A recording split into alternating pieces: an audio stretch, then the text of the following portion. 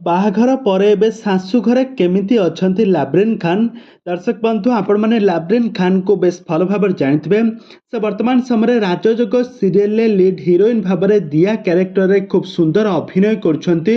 କିନ୍ତୁ ଏହି ସିରିଏଲରେ ଅଭିନୟ କରିବା ସତ୍ତ୍ୱେ ମଧ୍ୟ ବର୍ତ୍ତମାନ ସମୟରେ ତାଙ୍କର ବାହାଘର ସରିଯାଇଛି। ସେ ବାହାଘର ପରେ ତାଙ୍କ ଶାଶୁ ଘରେ କେମିତି ଚଳୁଛନ୍ତି ଏ ସମ୍ପର୍କରେ ଆଜି ଆମେ ଜାଣିବା। ସେ କାହାକୁ ବିବାହ କଲେ ଆଉ କେବେ ବିବାହ କଲେ ଆଉ ସବୁ କିଛି ଆଜି ଆମେ ଏହି ଭିଡ଼ିଓ ମାଧ୍ୟମରେ ଜାଣିବା। ତ ସେଥିପାଇଁ ଆପଣମାନେ ଆଜିର ଭିଡ଼ିଓଟିକୁ ପୁରା ଶେଷ ପର୍ଯ୍ୟନ୍ତ ଦେଖନ୍ତୁ। ଆଉ ଏହା ପୂର୍ବରୁ ଯଦି ଆପଣମାନେ ଆମ ଚ୍ୟାନେଲକୁ ସବସ୍କ୍ରାଇବ୍ କରିନାହାନ୍ତି ତାହେଲେ ସବସ୍କ୍ରାଇବ୍ କରି ପାଖରେ ଥିବା ବେଲ୍ ଆଇକନକୁ ଦବାଇ ଦିଅନ୍ତୁ। ଦର୍ଶକ ବନ୍ଧୁ ଆପଣମାନେ ଲାବ୍ରିନ୍ ଖାନ୍କୁ ବେଶ ଭଲ ଭାବରେ ଜାଣିଥିବେ। ଲାବ୍ରିନ୍ ଖାନ୍ଙ୍କ ପ୍ରକୃତ ନାମ ହେଉଛି ଲାବ୍ରିନ୍ ଖାନ୍। ସେ ବର୍ତ୍ତମାନ ସମୟରେ ରାଜଯୋଗ ସିରିଏଲରେ ଦିଆ କ୍ୟାରେକ୍ଟରରେ ଖୁବ୍ ସୁନ୍ଦର ଅଭିନୟ କରୁଛନ୍ତି। ସ୍ୱପ୍ନିଲ ମିଶ୍ରଙ୍କର ହିରୋଇନ୍ ଭାବରେ ତାଙ୍କ ସ୍ତ୍ରୀ କ୍ୟାରେକ୍ଟରରେ ଖୁବ୍ ସୁନ୍ଦର ଅଭିନୟ କରୁଛନ୍ତି। ଏଥିରେ ଲିଡ୍ ହିରୋଇନ୍ ଭାବରେ ତାଙ୍କର ଆକ୍ଟିଂକୁ ସାରା ଓଡ଼ିଶାର ଦର୍ଶକମାନେ ବହୁ ମାତ୍ରାରେ ଭଲ ପାଇବା ଦେଉଛନ୍ତି। ତାଙ୍କୁ ବହୁତ ଭଲ ପାଇବା ମଧ୍ୟ ମିଳୁଛି।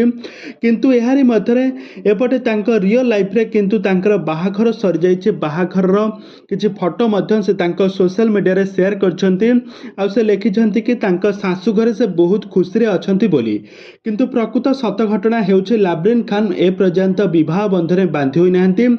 ସେ ବିବାହ କରିଛନ୍ତି ସତ, ତାହା ରିଅଲ୍ ଲାଇଫ୍ରେ ତାଙ୍କ ରାଜଯୋଗ ସିରିଏଲରେ ଯେତେବେଳେ ସେ ତାଙ୍କ ସ୍ୱପ୍ନିଲ ମିଶ୍ରଙ୍କୁ ବିବାହ କରିଥିଲେ ଏହି ବିବାହର କିଛି ଫଟୋ ସେ ତାଙ୍କ ସୋସିଆଲ ମିଡ଼ିଆ ହ୍ୟାଣ୍ଡେଲରେ ସେୟାର କରିଛନ୍ତି।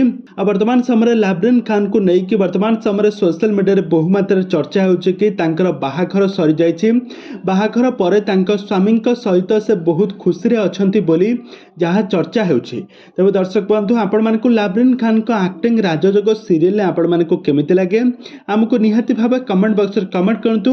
ଆଗକୁ ଏହିଭଳି ଅଲିଉଡ୍ ସମ୍ବଳିତ ବା ସିରିଏଲ ଦୁନିଆ ବିଷୟରେ ଅଧିକ ଖବର ଜାଣିବା ପାଇଁ ହେଲେ ଆପଣମାନେ ଆମ ଚ୍ୟାନେଲକୁ ସବସ୍କ୍ରାଇବ୍ କରି ପାଖରେ ଥିବା ବେଲ୍ ଆଇକନକୁ ଦବାଇ ଦିଅନ୍ତୁ।